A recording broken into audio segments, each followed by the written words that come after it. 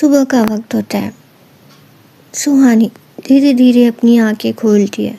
उसका सर भारी है और जिस्म में जान नहीं।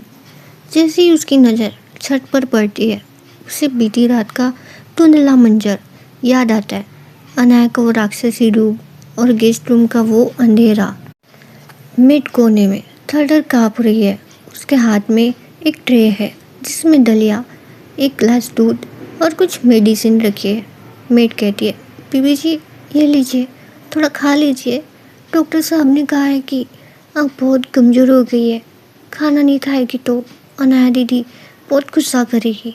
सुहानी ट्रे की तरफ नफरत से देखती है। उसका गला सूख चुका है पर उसकी आंखों में अब भी वही आग।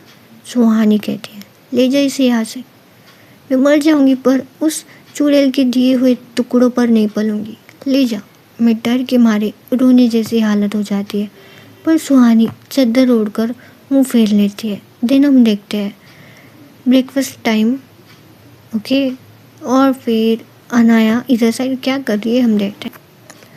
अनाया तेजी से बेड के पास पहुंचती है और सुहानी की चद्दर झटके से फेंक देती है। सुहानी उठने की कोशिश करती है पर कमजोरी की वजह से उसके हाथ कांप रहे हैं। अनाया उसके छीन को अपनी उंगलियों के बीच इतने जोर से दबाती है कि सुहानी की आंखों में पानी आ जाता है। अनाया कहती है, तुझे क्या लगा तू भूख हड़ताल करेगी और मैं तेरे आगे हाथ जोड़ूंगी? सुहानी अपने दिमाग से वो प्रिंसेस वाला नशा उतार दे। अब तू किसी महल में नहीं, मेरी कैद में है। सुहानी कहती है, छोड़ मुझे, तेरी हिम्मत कैसी मुझे छूने की? अनाया हंसती और कहती है, हिम्मत की बातें वो मिडिल क्लास लड़का करता था ना, जिसका तूने दिल सिर्फ इसलिए तोड़ा क्योंकि उसके पास तेरे नखरे उठाने के पैसे नहीं थे। देख, आज वही मिडिल क्लास खून तुझे अपनी उंगलियों पर नचा रहा है। अनाया ट्रे से दूध का गिलास उठाती है और ज़बरदस्ती सुहानी के होठों से लगाती है और कहती है, पी इसे। मैं तुझे इतनी आसानी से मरने नहीं दूंगी। मेरे भाई ने तो सिर्फ दिल खोया था, मैं तुझसे तेरी रूह छीन लूँगी। पी। सुहानी अपनी पूरी बची कुची ताकत लगाकर अनाया का हाथ झटक देती है। गिलास जमीन पर गिर कर चकनाचूर हो जाता है। सफ़ेद दूध और कांच के टुकड़े पूरे फर्श पर बिखर जाते हैं। सुहानी कहती है, नहीं पीऊँगी, सुना तूने? मैं मर जाऊँगी पर तेरे जैसे घटिया लोगों के एहसान पर जिंदा नहीं रहूँगी। तो आज भी वही है अनाया, वही सड़क छाप, जिसके पास पैसा तो आ गया पर क्लास नहीं। अनाया का चेहरा गुस्से से लाल हो जाता है। वो सुहानी के बाल मुट्ठी में जकड़कर उसे बेड के नीचे खींचती है, सीधा उस बिखरे हुए कांच के पास, और कहती है, क्लास की बात करती है? तू देख, अब तेरी क्लास का है जमीन पर, मेरे पैरों के पास। मेरे भाई ने तेरे लिए आंसू बहाए थे, अब तू खून बहाएगी। अगर तू इज्जत से नहीं खाएगी तो मैं तुझे कुत्तों की तरह फर्श से चटवाऊंगी। चुन ले, तेरी जुबान चलेगी या तेरा नसीब। सुहानी दर्द से कर्राती है। उसकी घुटने कांच के पास है पर वो अनाया की आंखों में थूक देती है, मतलब फेस पे थूक देती है। हे भगवान, छी। सुहानी कहती है, तू मुझे मार सकती है पर झुका नहीं सकती। अनाया अपना चेहरा साफ करती है। उसकी आंखों में अब इंतकाम की दीवानगी दिखती है। वो सुहानी को वही फर्श पर छोड़कर खड़ी होती है और कहती है, इस कमरे का दरवाज़ा बाहर से लॉक कर दो। जब तक ये ज़मीन से खाना उठाकर नहीं खाती, इसे पीने के लिए एक बूंद भी मत देना। देखते इसका खानदानी गुरूर कब तक इसकी भूख मिटाता है। अनाया पलट कर तेज़ी से बाहर निकल जाती है और सुहानी कमजोरी के बावजूद ज़मीन पर पड़ी कांच के बीच मुस्कुराती है। एक ऐसी मुस्कुराहट जो दिखाती है कि वो टूटी है पर हारी नहीं।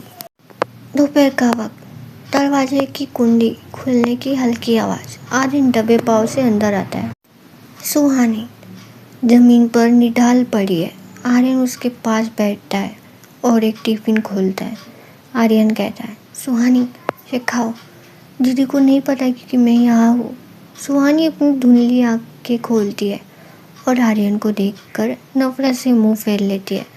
सुहानी कहती है, अपने एहसान अपने पास रख आर्यन, तुम दोनों भाई बहन ने मेरी ज़िंदगी बर्बाद कर दी है। आर्यन कहता है, खा लो सुहानी, वरना तुम अपने डैड से कभी मिल नहीं पाओगी। दीदी ने उन्हें कहीं छुपा रखा है। अगर तुम जिंदा रहोगी तभी उन्हें ढूंढ पाओगी।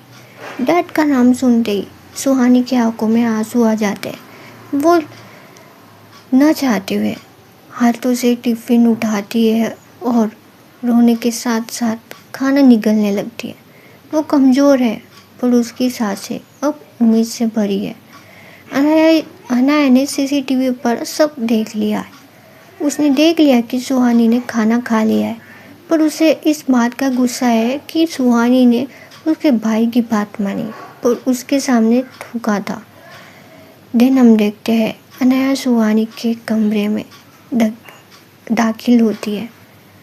इस बार उसके हाथ में एक लेदर बेल्ट है और दूसरे हाथ में ठंडा पानी का जग। अनाया कहती है, तो मेरे भाई के हाथ से तूने निवाले तोड़ लिए। कितनी जल्दी क्लास गिर गई तेरी। अब बात जब पाप पर आई है ना। सुहानी खड़ी होने की कोशिश करती है पर अनाया उसे बालों से पकड़कर वापस ज़मीन पर पटक देती है। अनाया कहती है, तूने मेरे चेहरे पर ठोका था ना, वो बदतमीजी तुझे बहुत महंगी पड़ेगी। अनाया पानी का जग सुहानी के ऊपर उंडाल देती है। सुहानी ठंड से कांपने लगती है। अनाया कहती है, अब सुन, तूने मेरे भाई का दिल तोड़ा, मैंने तेरा गुरूर तोड़ा, पर तूने जो मेरे चेहरे पर थूका उसकी सज़ा अब शुरू होगी। अगले 24 घंटे तू इसी ठंडे फर्श पर रहेगी, मेरे पैरों के पास। तो खुद को ऊपर समझती थी ना, अब देख तेरी जगह मेरे जूते के नीचे है। अनाया बेल्ट को अपने हाथ पर जोर से मारती है। वो सुहानी के इतने करीब झुकती है कि दोनों की सांसें टकराती है, पर अनाया की आंखों में सिर्फ नफरत की आग और कहती है, मैं तुझे मरने नहीं दूंगी सुहानी, क्योंकि मौत सुकून देती है। मैं तुझे हर पल एहसास दिलाऊंगी कि तू मेरी मोहताज है।